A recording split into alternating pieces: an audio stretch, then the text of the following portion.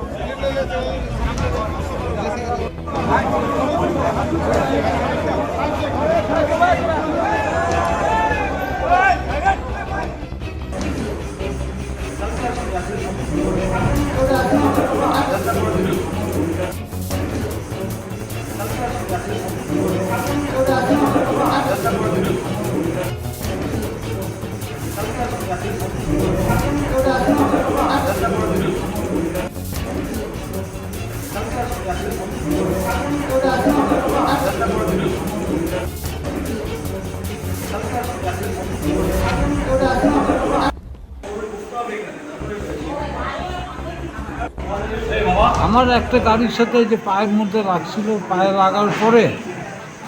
লাগার পরে ওইটার ব্যথা ছিল, মাথায় একটা কেমন আঘাত হয়েছিল। হওয়ার পরে সেন্সলেস হয়ে গেছিলাম গাড়ির মধ্যে। তারপর আমি বাইকে কি হয়েছে আমি আর বলতেই পারবো না কিছু। আমার নাম সঞ্জিত কুমার মিত্র, বাড়ি হলদিবাড়ি মেলার মঠ। আমার একটা গাড়ির সাথে যে পায়ের আজকে আমাদের বিধায়ক পরেশচন্দ্র অধিকারীর উদ্যোগে একটা বাইক র্যালি ছিল। স্বতঃস্ফূর্তভাবে সেই বাইক র্যালিতে আমার ওয়ার্ডের আমার সহকর্মী সঞ্জু মিত্র আসে এবং বাইকে করে আমরা যখন মিছিল করে যাচ্ছি হঠাৎ করে সে বাইকের মধ্যে সেন্সলেস হয়ে যায়। পরবর্তীতে তাকে প্রাথমিক শুশ্রূষা করে আমরা হলদিবাড়ি হসপিটালে নিয়ে আসি। বর্তমান সে সুস্থ।